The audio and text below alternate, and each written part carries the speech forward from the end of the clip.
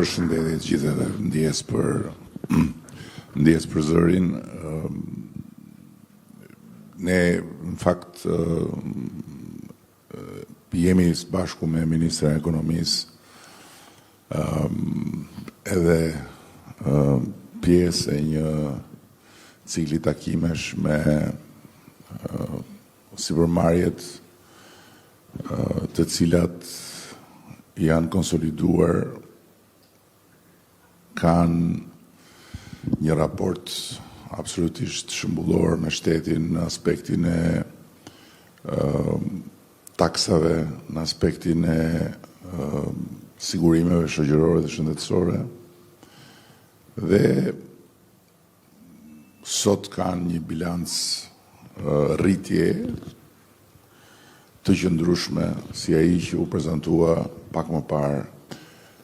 Dhe nga ana tjetër, erdhëm këtu për pikërisht si është rritur kompania, çfarë ka bërë kompania në vite dhe si sot në këtë kompani, si në shumë kompani të tjera,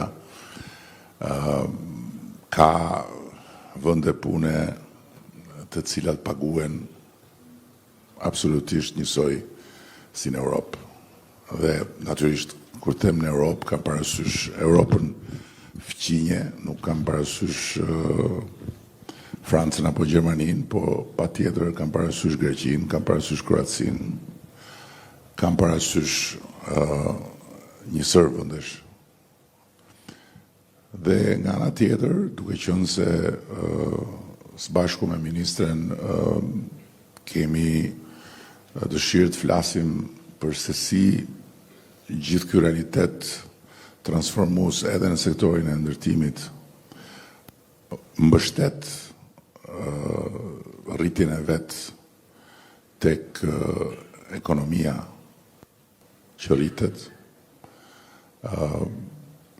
E pam tudhës që t'i kërkojmë themeluesit kompanisë edhe prezantimin e projektit të ri, dhe kështu bëjmë një diskutim dy anësh, nga njëra anë çfarë është bërë deri tani, dhe nga tjetër një projekt që është një ambicie e të ardhmes, edhe që është pasqyrë një sektori të ndërtimit i cili në Shqipëri sjell shumë të mira, por nga ana tjetër për fat keq, si çdo gjë në këtë vend që sulmohet kur shfaqet me sukses, që goditet kur shfaqet si ndryshim, që mbulohet me balt kur shfaqet si një shenjë e të nesërmes. Është një sektor që merr në mënyrë të vazhdueshme goditje, sulme, balt, dhe që lëndon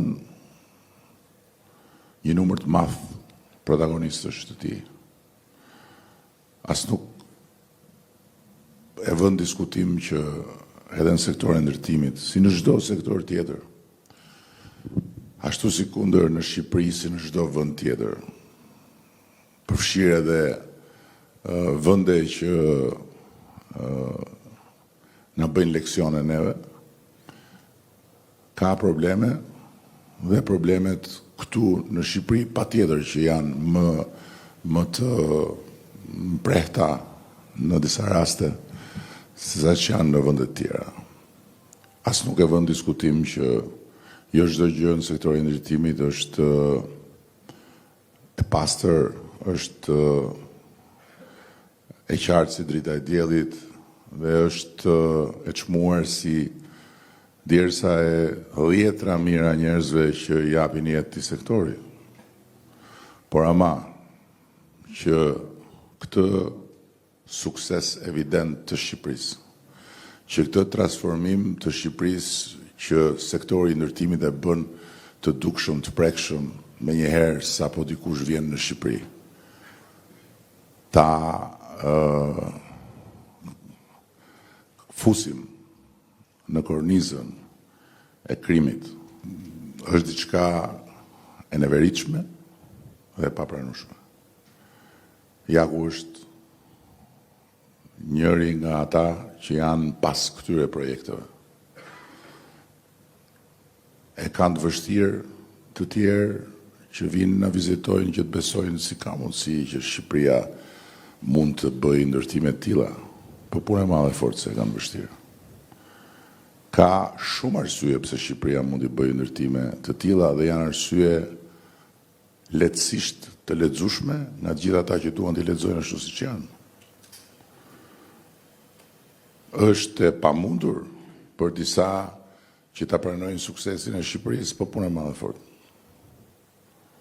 Por ama është e pamundur për ne që të pranojmë që shumica dërmuese atyre që investojnë në ndërtim të futen në thesin e baltës për disa që mund të jenë patjetër ashtu siç thuhet, po jo për të gjitha. Dhe ka disa fakte të rëndësishme për t'u nënvizuar.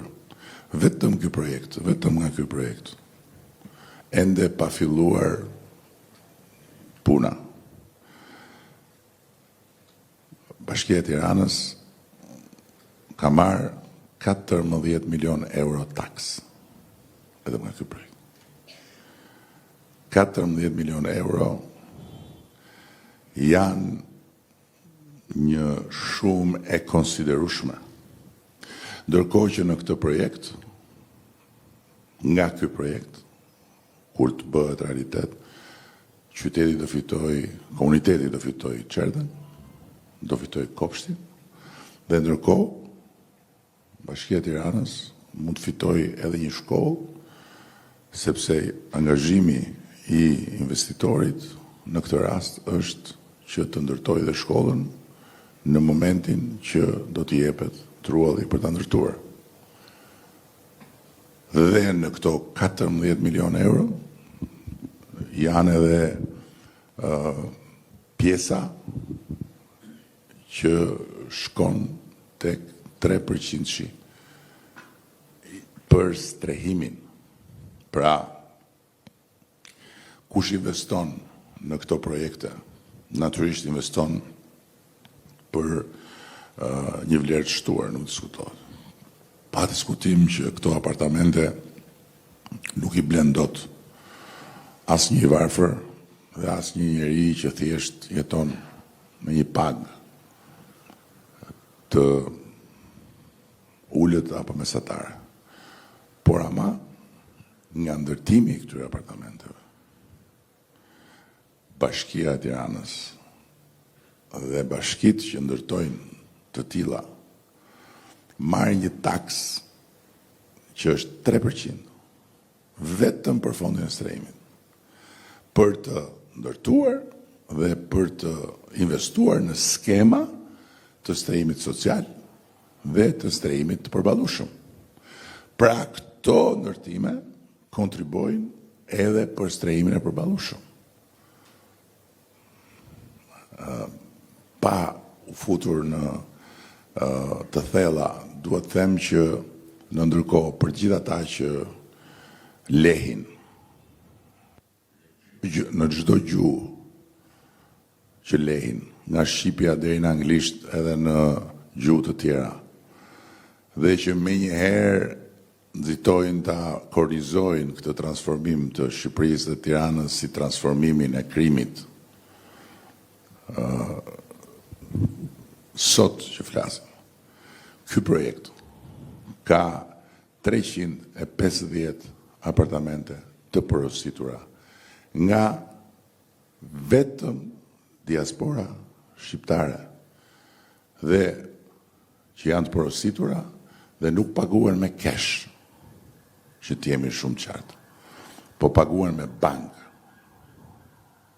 Paguhen me bank.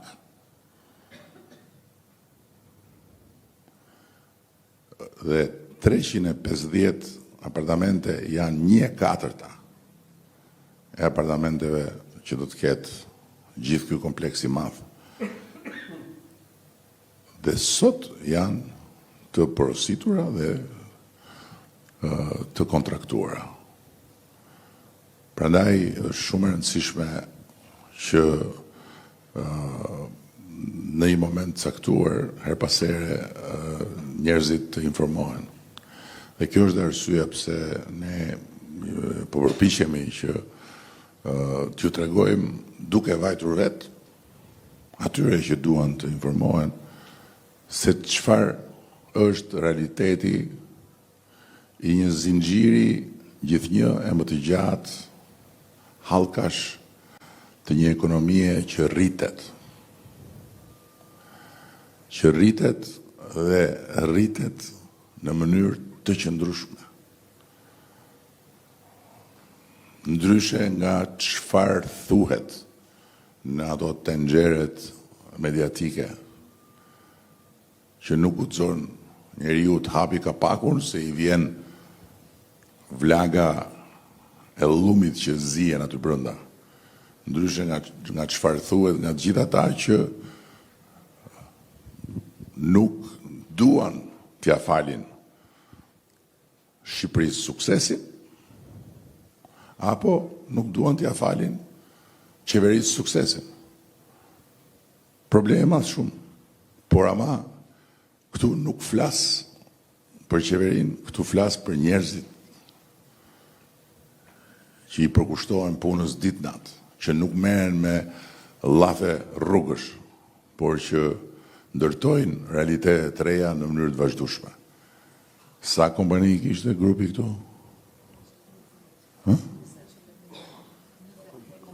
Kompani. Domethënë një grup, një sipërmarrje e nisur si një ndërmarrje e vogël ndërtimi, sot është një holding me 20 kompani. Dhe këto kompani i ka krijuar puna, nuk i ka krijuar krimi. Këto kompani i ka krijuar një histori e tërë përpjekjesh e shumë njerëzve që janë shtuar rrugës. Dhe këtu sot që nga ftuar edhe disa të tjerë. Ja kush aty, demokrati pa epur Ramgeci. E ka ngritur atë interkontinentalin deri në qell. Tash çfarë lidhje ka Ramgeci me krimin? Ditë e natë duke ndërtuar Ramgecin mund ta kritikosh dhe ta përqeshësh për faktin që nuk i ndahet shpirti nga ajo parti. Pra ajo është kulla një. Kulla më e lartë e Tiranës sot. Ç'lidhje ka me këto? Dhe është e gjitha hotel. Një investim që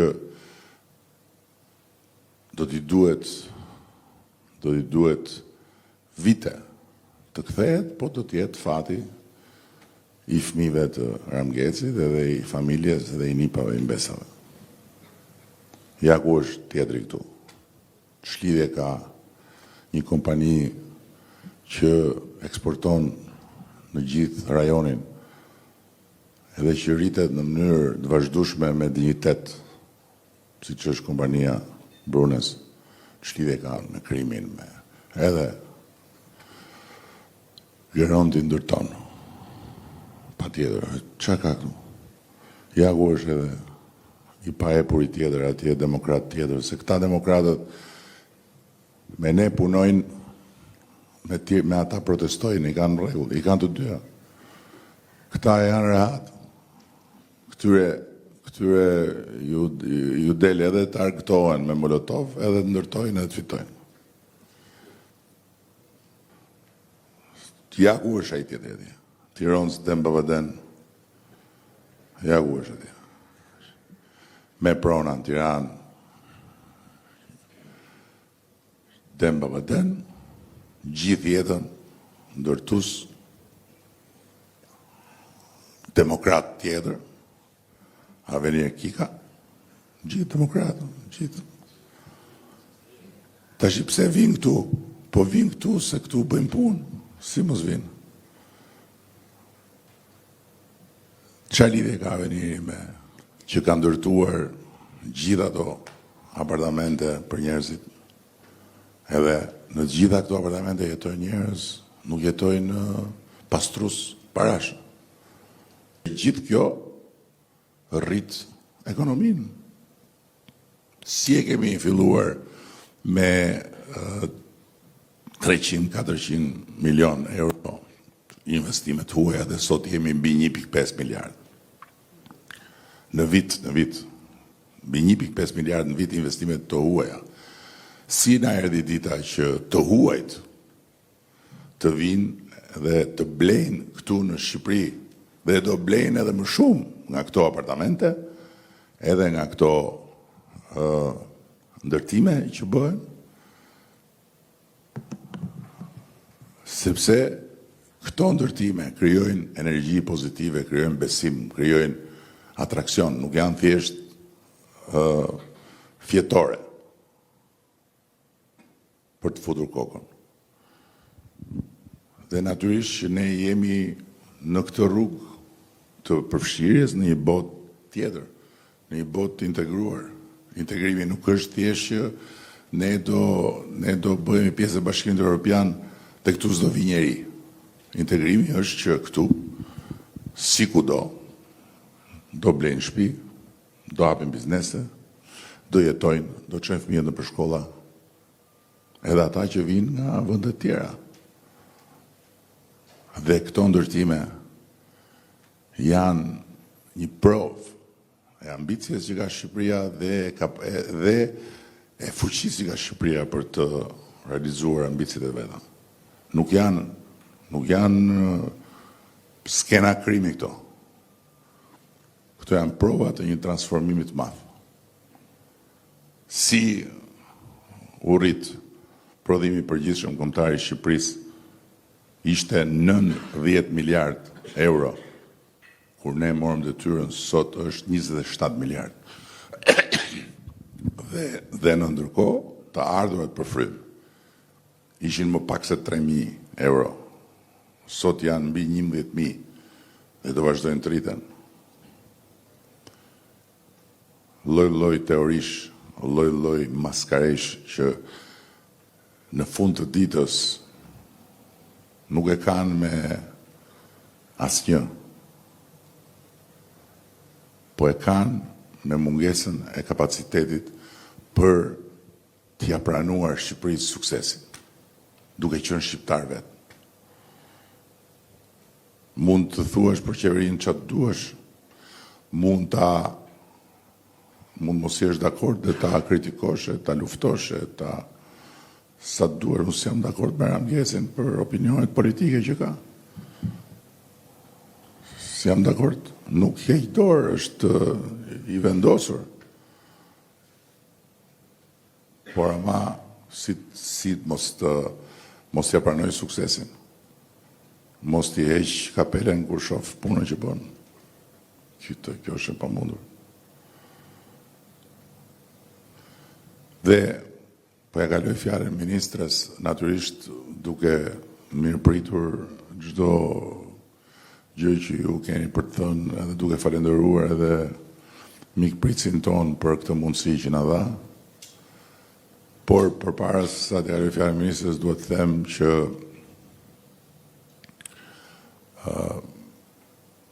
e gjithë kjo që ndodh edhe në sektorin e ndërtimit, ne na jep krah për të shkuar më shpejt përpara në rrugën e antarësimit. Për të bërë më shpejt antar të Bashkimit Evropian.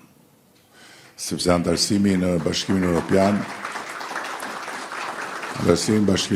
nuk është një certifikat formale, po është një proces transformimi. Dhe të gjitha ato hapa që ne, Komisioni Evropian, na i certifikon, nuk janë letra, janë transformimi në realitetin këtu. Prandaj ata që flasin sot për një Shqipëri të hapur përfytje nga korrupsioni, në fakt janë të kapur në fytyn e tyre nga mlefi ndaj suksesit. Suksesit të zotërisë këtu, suksesit të gjitha tyre këtu që bëjnë sukses në atë rrugën e tyre, sepse e kanë të pamundur ta gjejnë fuqin për t'ia pranuar dhe për t'ia falur tjetrit suksesin. Ata që flasin për korupcionin që na që nga rritur, duhet në fakt të dëgjojnë juve. Se nuk mundet dot të rritet korupcioni kur ti paguan 14 milion euro taks. Në ndërkohë që kur korupcioni ishte më i lartë, ti paguaj shumë më pak taks. Sepse përqindjen e taksës e kanë në dorë ata që qeverisin, ata që janë edhe promotor ose janë edhe kundërshtarët e korupcionit. Po 14 milion euro taks me korupcion nuk shkon. Nuk shkojnë të dyja bashkë. Nëse rriten të ardhurat nuk rriten nga shiu, të ardhurat rriten nga taksat. Dhe nëse arka e shtetit ka më shumë të ardhura, dhe ne kemi shumë më shumë të ardhura, atëherë do thotë që ka më pak korupcion. Dhe të gjithë ndërtuesit që ka përsejnë pragun për të marrë këto leje, mund të dëshmojnë që luftën me ne e kanë për cilësinë e projekteve, dhe prandaj janë edhe rastet për të cilat flitet. Se ndryshe për çfarë do diskutonim dhe si do ta pretendonim që korupcionin po e ulim, nëse nuk do kishte shembuj edhe të kësaj natyre. Pra, edhe shembuj pozitiv të ndërtimit, të transformimit, të rritjes ekonomisë, të rritjes pagave, të rritjes pensioneve, të rritjes të ardhurave në buxhetin e shtetit, dhe shembujt negativ që ekspozohen në luftën kundër korrupsionit janë dy anët e të njëjtës medalje, që këtu ka më shumë ekonomi dhe ka më pak korrupsion.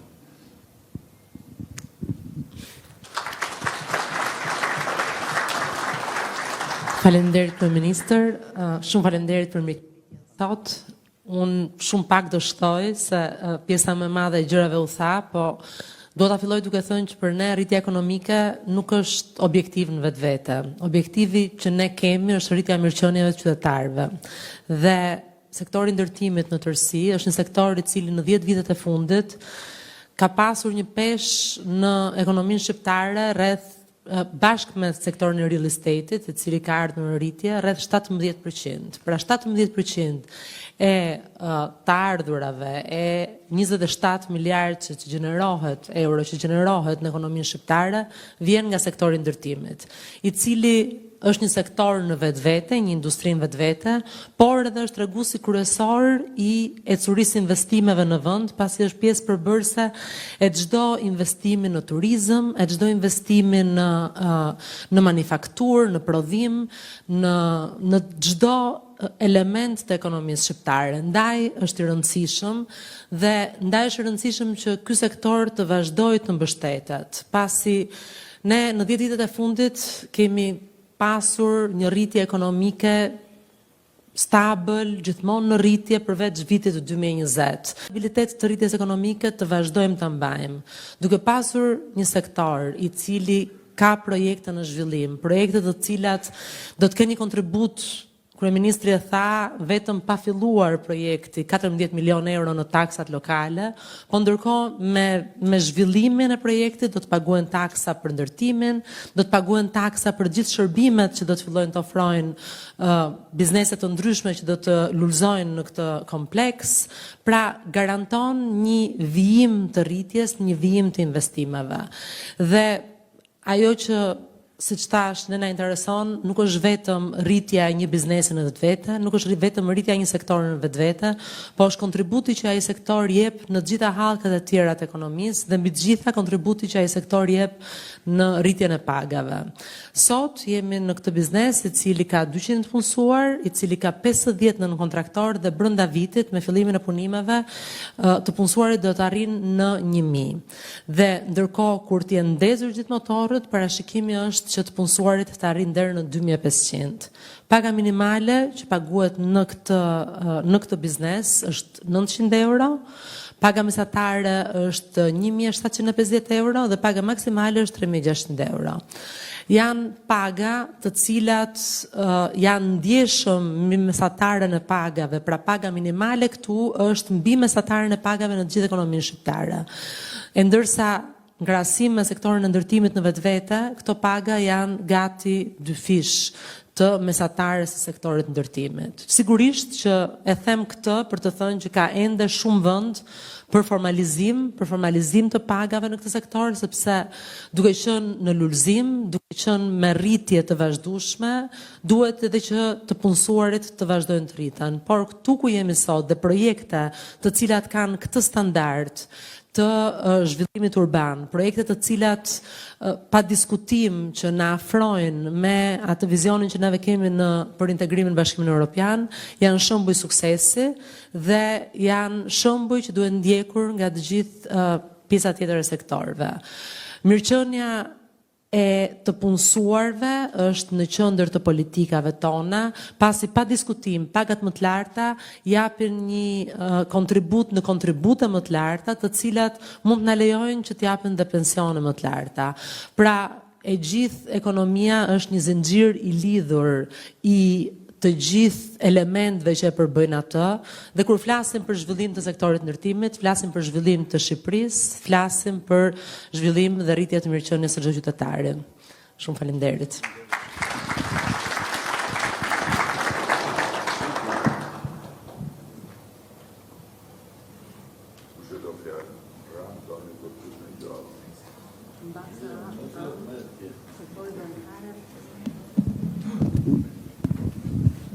Kush e do fjalën diçka, po jepja pak demokratit.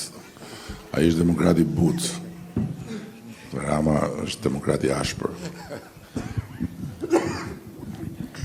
Në emër të ndërtuesve të Tiranës, si kryetari i radhës që jam, ju falenderojmë në radhë parë për fjalët e mira për industrinë tonë, dhe e dyta dhe për fjalët e mira për landin që është nga çunat e ri më të mirë që ka shoqata e Tiranës.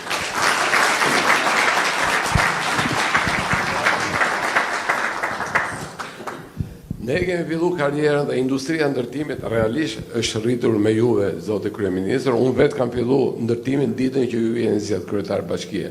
Keni firmos leje për neve të gjithë pa na njoft fare, tani njihemi po. Pa na njoft fare dhe unë kam punu me një leje që ma dhat atëherë gati 150.000 metra katror, kam punu 15 vjet. Dhe ju keni ardhur vetëm mbasi u po problemi i rrogave minimale që e keni pak antier. Por unë jam them të drejtën i lej vetes time dhe gjithë familjes time një vepër, sepse sot në projektin e ri që unë prapë kam, edhe atëherë më dukej absurd dhe pse unë do shkoj te bashkia të marr një firmë të huaj që të punoj. Edhe unë si shkova te bashkia si njeri që isha specializuar në Itali, zgjodha një firmë italiane Athena Studio. Sot në atë kompleks që quhet kompleksi Kika 2 se janë bërë shumë, unë në te emailët e mia kërkesat për strehim dhe për apartamente nuk vinë më nga shqiptarët. Vinë vetëm nga gjerman dhe nga italian kryesisht, shumë italian, sepse i quajnë një copë Italie në Tiranë. Kto janë merita e atij njeriu që është aty dhe kush ja mohon vetes vetë në radhë parë.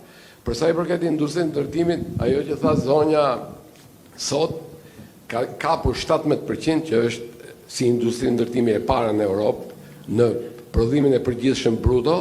Punësojmë direkt 50.000 që dikur para 20 vjetëve kur kemi filluar ndërtimin e ishim fshatar, sot janë familje të mesme dhe punësojmë indirekt 250, 1.5 kemi raportin e punësimit indirekt, 250.000 familje.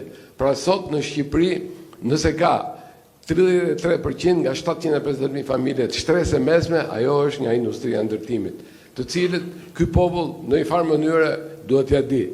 E tha bukur kryeministri, Rama, Aveniri, Agroni këtu, e gjithë neve, na doli shpirti, të gjithë e kemi bërë 1 ose 2 operacione gjatë gjithë kësaj periudhe, ama kemi arritur që të lejmë diçka mbrapa.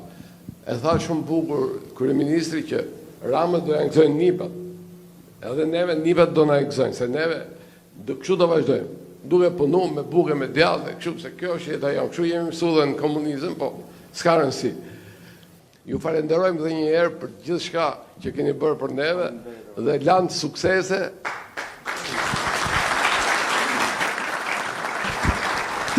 Avenir tani shu erdi u rrotullu bota. Ju me bukë me djath, pasanikën selit, kjo është. Po, për te i kësaj, ajo që unë mendoj që është e rëndësishme është që edhe ju duhet të ndjeni pak më shumë me forcën e fakteve, t'i the disa fakte këtu, se flasin shumë ata që nuk i kanë thënë punës mirëmëngjes, ose ata që kur ishte mundësia me bëj punë, e kanë bë mrapsh, por harrojnë që eksaktësisht siç e the, është një zinxhir i tërë familjesh që ushqehen nga industria e ndërtimit dhe jo thjesht ata që janë kantier, po të gjithë ata që janë në zinxhirin e industrisë, që prodhojnë, që shesin, që kontraktohen për gjithë ato lloj mallrash që ka një ngrehin, se s'është vetëm hekur edhe beton. Dhe përbaltja e jashtëzakonshme që i bëhet kësaj industrie për të përbaltur Shqipërinë në fakt. Ca që bëjnë si investigator, kur ekspozojnë në për ekrane pamjet e Tiranës, që është një qytet evropian, kur e shikon në ato pamje, i mbulojnë me lumin e fantazive të akuzave, ja ku pastrohen paratë e Europës. Pastrohen në Shqipëri, në Tiranë, paratë e Europës. Ndërkohë që edhe jere përsëris, apartamentet janë qartësisht të lexueshme në gjithë transaksionet e shitjes së blerjes. Para e dyta, është shumë e rëndësishme që njerëzit ta dëgjojnë edhe ato që the, që sa janë të huajt që po blejnë, sa janë shqiptarët jashtë që po blejnë. Natyrisht një pjesë e tyre blejnë për të bërë një investim, jo se blejnë edhe kthehen me njerëz sa blejnë, po blejnë për të bërë një investim. Dhe shoqata juaj, shoqatat tuaja duhet t'i vëmë përpara përgjegjësisë këto lloj burimesh që vetëm përbaltin, sepse në fund të ditës këto trëmbin njerëzit, trëmbin blerësit. Dhe nga ana tjetër, nëse organet e drejtësisë bën punën e tyre për të vënë në sekuestro një ndërtim apo një kantier, sepse ju figuron i lidhur me kanalet pastrimit paras, kjo nuk ka pse trëmb gjithë dynjan dhe shqetëson gjithë industrinë, sepse industria nuk është e ndërtuar mbi ato lloj kanalesh. Dhe ky është fakt. Dhe është shumë e rëndësishme që faktet të ekspozohen, sepse këtu problemi më i madh është që nga mëngjesi deri në darkë nuk guxon njeriu të hapi një pasqyrë për të marrë vesh se çfarë po ndodh, se do bombardohet me gënjeshtra dhe me balte me helm. Dhe prandaj përpjekja për të ekspozuar faktet duhet jetë më e madhe. Dhe këto janë fakte. Ky projekt është fakt, nuk është opinion. Edhe zotëria këtu është real, nuk është fantazm. Dhe gjithë aktiviteti i kësaj kompanie dhe i shumë kompanive tjera është aktivitet real, se nga këto kompani rritet ekonomia, nuk rritet nga shiu. Faleminderit zoti kryeministër për vlerësimin. Faleminderit Landit që na ka ftuar këtu. Landi është një djalë super punëtor, e ka pasion punën. Për rastin që ju folët, unë kam pasur rast jo më shumë se para 3-4 ditësh, më marrin nga Italia në telefon dhe më thonë si ka mundësi që nga Shqipëri shumë ka ardhur keq. Ky person që mori punon drejtor komercial në nga fabrikat më të mira në Itali, ka bler apartamente në përballë portit në Orikun ku ne po ndërtojmë. I thash, nuk e kam parë emisionin, po më vjen shumë keq. I thash, do ta shoh edhe po një gjë të kesh i sigurt, i thash që për çfarë po flet, ne nuk jemi nga ata persona sepse ti mjeft paktën kemi 20 ditë raport pune bashkë që e di se kush jemi. E pash emisionin më ka shumë keq, realisht për çfarë pash për ta gazetarë ekonomik që flasin, sepse ata nuk flasin keq për qeverinë, qeveria sot është, nesër është një tjetër, apo për ju zoti Rama, po problemi është që ata flasin shumë keq për Shqipërinë. Kjo është një gjë që ne nuk mund të na hidhet balt, unë s'du të flas për veten time, tregojmë veprat se kush jam. Është shumë e rëndë për ne si biznes. Unë juftoj një ditë publikisht më keni ardhur para 11 vjetësh në fabrikë të Dekolli. Unë aty kisha investuar 10 milion euro, të uroj të vish një ditë ta shohësh, kemi investuar mbi 50 milion euro. Dhe u them këtyre gazetarëve ekonomik, i ftoj ata të vinë të shohin dhe nuk mund të na hedhin balt në këtë lloj forme. Ju falenderoj shumë për vlerësimin. Kjo nuk është balt, thash, jo vetëm për ju, për qeverinë, për ne si biznesmen, por kjo është për Shqipërinë. Nëse ju falenderoj shumë për vlerësimin. Tani, se të keqardhjet shpreh edhe për mua, po nëse ka një adres ku këto lloj baltrash nuk bëjnë asnjë efekt, është adresa ime. Me mua ta kenë, nuk ka asnjë problem. Unë nuk afektohem fare nga këto, se po të afektohesha nga këto, s'do isha akoma këtu duke u marrë me këto, por këtu çështja është tjetër. Dhe prandaj them, unë nuk pretendoj që ata të cilët i kanë mos dakordsi apo kundërshti apo nuk më shohin dot mua me sy të vlerësojnë çfarë do qoftë. Jo, mos ta vlerësojnë fare. Asgjë. Por kur flasin në gjuhë huaj dhe bëjnë përgjithësime negative, duke kuptojnë ata se çfarë do të thotë të japësh 700 paga në muaj dhe t'i japësh çdo muaj dhe t'i rrisësh dhe të vazhdosh t'i japësh, se nga vjen ato. Nuk e kuptojnë. Nuk e kuptojnë se çfarë do të thotë të ndërtosh një kompani, të rrisësh një kompani etj. Dhe prandaj në fund të ditës e gjithë kjo përpjekje është ajo që po na çon më afër një ëndrre shumë të madhe të gjithëve që është Bashkimi Evropian dhe t'i vesh atyre atje. Por ata për çfarë e bëjnë ata atë? Atyre ju duhet të mbushin 2 orë televizor. Qa po i duhet atyre se qa është e vërtet e qa është e vërtet? Qa po i duhet atyre? E duhet të mbush 2 orë televizor, hajde, kap 2 shqipo atje, që ju duket sikur ju rritet vlera kur flasin dhe intervistohen nga gazetarët tuaj, edhe fut e bjerë Shqipërisë. Se ma thonë vazhdimisht ata andej, po mi mos si ka mundësi, mo qa jeni ju? Ore ka pasur gati luftë civile në Maqedoni. kur ishte Maqedonia akoma. Ore, nuk shkonin kundërshtarët e qeverisë nga Shkupit, shkonin në Bruksel dhe të ulnin e të ngrinin Maqedoninë si një vend për të dënuar. Por nuk e bënin. Por ka pasur në Maltëzi gati konflikt civil, se ata janë gjysma këtej e gjysma andej.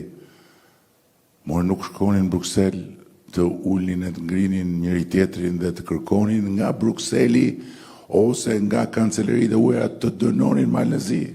Nuk e bën. More Bullgaria edhe sot e gjithë ditën nuk gjen rahat. Bullgaria sot e gjithë ditën nuk gjen rahat. Është në Bashkimin Evropian disa vjet u bë tani, nuk gjen rahat nga lufta e brendshme, mezi bëjnë qeveri, 5 palë zgjedhje në vit. Nuk shkojnë në Bruksel të thonë dënoni Bullgarinë. Po çfarë është ky të merr?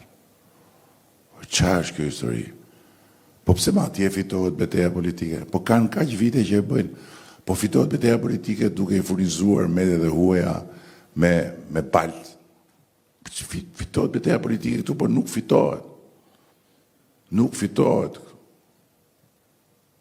Nuk fitohet betejë politike këtu duke paguar gazetar e duke paguar portale jashtë për të nxjerrë balt nga Shqipëria. Nuk e di, është diçka e pabesueshme. Dhe kur sot që jemi kaq afër një momenti historik, sot që për herë të parë fati po i buzëqesh shqiptarëve, për herë të parë në histori. Buzëqeshja e fatit për një vend vogël është që të gjithë të mëdhenjt ta respektojnë dhe ta vlerësojnë. Dhe të mëdhenjt që na duhet ne, i kemi sot 100% me vete si kemi pas kur. Është një moment historik politik i Europës ku duam të njëjtën gjë. Ne dhe ata sot na respektojnë, na vlerësojnë. Kjo është historike, është për gjenerata të tëra. Çfarë rëndësie ka partia këtu? Çfarë rëndësie ka partia? Prandaj faktet janë të rëndësishme gjithsesi. Faktet janë të rëndësishme gjithsesi. Dhe për faktet e sipërmarrjes ne nuk kemi folur mjaftueshëm, kemi folur shumë pak. Sipërmarrja vetë ka folur shumë pak për faktet e veta, se fund ditës puna juaj nuk është të flisni, është punoni, por duhet folur më shumë. Nuk mundet do të kryqëzohet një industri e tërë e të vjen gjithë në një thesë dhe hajde se këta janë gjithë pastrojnë parat. Ç'është kjo pastrojnë parat?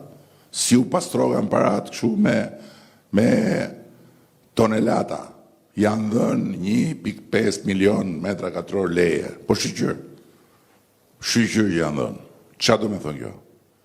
Po pse budallë janë njerëzit që vikan, merkan leje dhe fillokan ndërtim në hava kot? Po do ndërtojnë sepse shesin. Dhe shesin me bank.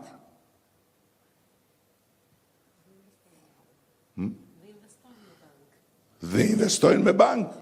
Marrin kredit nga banka. Si që ka kjo? Nuk e di. Është e pabesueshme kjo pjesë. Skep se shkon fare shtrihesh tek ekonomia, se ekonomia është e gjithëve dhe mbështet gjithë.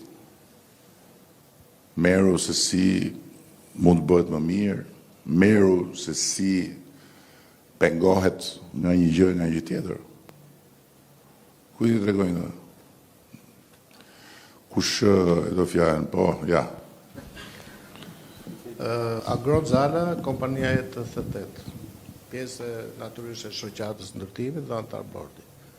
Ju falenderoj shumë, zotë kryeministër, për këtë prezantim që bët të këtij projekti, që do thoja i kalon për masat e rajonit. Dhe unë si kompani jam dhe pjesëtari i këtij projekti që ju sapo e prezantuat, jam pjesë e këtij projekti dhe falenderoj njëkohësisht shoqërinë Pajtoni, për gjithë udhëtimin e saj që ka bërë dhe deri arritjen e sotme, sepse është me të vërtet meriton një respekt, si disa të tjerë ndërtuesa apo një pjesë ndërtuesve që me këto arritje të mëdha. Për sa i përket pastaj doja të thoj që historia e jonë si ndërtuesa vërtet ka kaluar një kalvar të stërmundimshëm, të lotshëm që kemi arritur deri këtu, me thënë vërtetën. Dhe vështirësitë tona dihen që janë të shumta që ke marrja e leje ndërtimit, pagesat e taksat e gjitha këto punësimet dhe më the thash pra ky kalvar i gjatë dhe gjithsesi jemi të kënaqur që kemi arritur në periudhën tuaj edhe të lulëzojmë më tepër, të vazhdojmë me këto projekte zhvillimore dhe do thoja tjetër pastaj që jemi nga bizneset, por mos më thonë të vetmit, por nga pjesa e bizneseve që mbulojmë 17% të ekonomisë shqiptare dhe nuk është pak, që të gjitha transaksionet, të gjitha lëvizjet i bëjmë nëpërmjet bankave. Absolutisht në shoqatën e ndërtimit nuk mund të marrim një rast veçantë apo të shkëputur që mundet të ketë vend për diskutime apo për hetime, por shumica e biznesit të ndërtimit funksionon korrekt, absolutisht dhe çdo gjë lëvizet nëpërmjet sektorit bankar, me kredira, me taksa, me paga dhe çdo gjë tjetër nëpërmjet bankave. Pra është një sektor që meriton respekt dhe ju falenderoj dhe domethënë jam mirënjohur që flisnin me superlativa për këtë sektor. Ju faleminderit dhe kjo ishte. Ne kemi gjithmonë shqetësimin e cilësisë. Ne nuk imponojmë arkitektëve huaj, por ne sugjerojmë një numër arkitektësh dhe të gjitha ata fatmirësisht që kanë kaluar nga eksperjenca arkitektëve të huaj e kanë kuptuar vlerën e kësaj pune. Sepse është këto godina, nuk janë piktura, nuk janë lodra në kompjuter, se mund ta bësh edhe me inteligjencë artificiale. Këto janë fabrika, me gjithë sistemet e brendshme, dhe ne besoj që kemi po bëjmë një investim të jashtëzakonshëm për dijen këtu në këtë vend, duke sjell arkitektë huaj, duke i dhënë mundësi arkitektëve të rinj shqiptar, siç është vajza këtu dhe të tjerë që janë në sallë, që të punojnë me ta. Dhe unë po ju them, në dekadën e ardhshme, fal këtij investimi, ne do kemi pa diskutim 1, 2, 3 emra shqiptar që do futen në rangun e atyre të mëdheve që vinë këtu dhe që do njihen në botë. Sepse është Tirana sot universiteti më i madh në qell të hapur i arkitekturës në botë. Të gjithë këto studio lokale, gjithë ta të rinj që dalin nga shkolla ose që kanë prajtje, që punojnë me Alejandro Aravenën, që punojnë me Steven Hallin, që punojnë me Carme Pijemin, me Toyo Iton e me Kengo Kuman, është fat për të shkuar, për të futur në studiot e tyre për bërë një stazh, aplikojnë 1000 veta, marrin njërin, rri atje 1 muaj, 2 muaj, 3 muaj, e shef një herë, po e pa atë emrin e madh që është aty, edhe ikën. Kurse ti jesh partneri lokal i tij, të rish në Zoom me të vish këtu, të ulesh tash drejt, tash darkë me të, është një shkollë që nuk blihet. Në fund të ditës, 2 gjëra ka për mua që duhet mbajt parasysh nga industria. E para, cilësia. Dhe e dyta, që duhet mbajt parasysh nga industria, për te cilësisë projektit, është kostoja. Se shkollaj të thuash, po shkoj lartë, po ngjitem. Po kalove 20 kate, fillon një lojë tjetër, nga ana konstruktive, nga ana e kostot. Vajte mbi 30 është tjetër lojë komplet nga hyrpamja financiare. Nuk është dua kullën më të lartë në Europë. Okej, po aty lart ka komponentë të tjerë që këtu deri 20 katë që nuk janë.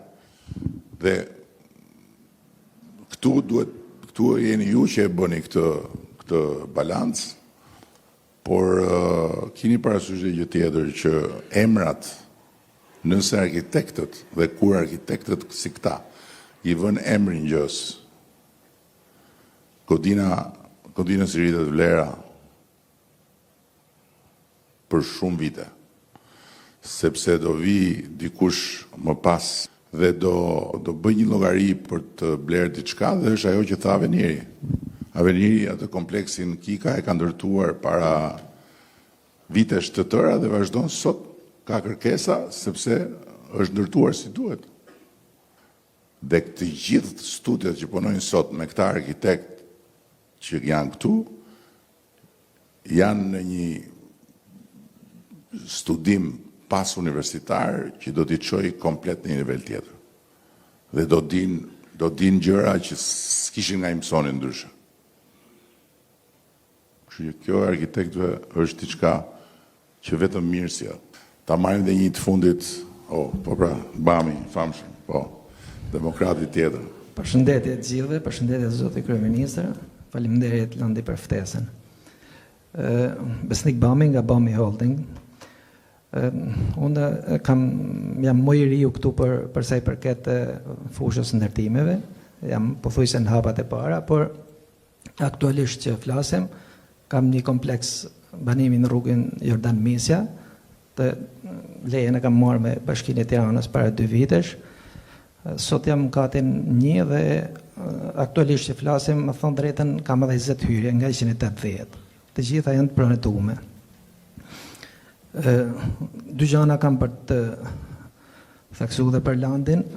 Them drejtën, shkaktari kryesor që kam hyrë në këtë linjë është landi. Pasi i vi me një përfaqësues të familjes Bogdani, them që kam sjell një njeri për të zhvilluar një pronë. Edhe u bë sebeb më nxiti që unë ta vazhdoj këtë punë mbas 25 vite që jam në infrastrukturë.